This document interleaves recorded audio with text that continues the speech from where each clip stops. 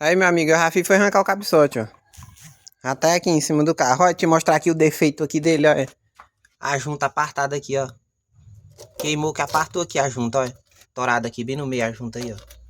Aí escapando lá de uma boca pra outra. Aí tava misturando, por isso que ele não queimava na lenta direita, na marcha lenta aí, ó.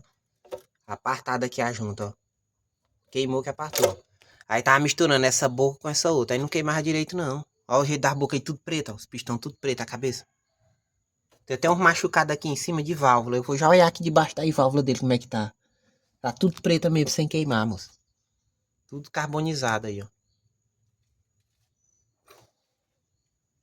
Olha, aqui dentro dos furos aqui, ó, tudo preto, velho. Não tava queimando direito, não. É por isso que a junta, ele empenou, vai ter que planar ele. Primeiro lá as válvulas, trocar os retentores de válvula e planar ele todinho. Tem que planar o cabeçote, porque queimou a junta aqui, tá queimada. Aí, ó. Defeito aí.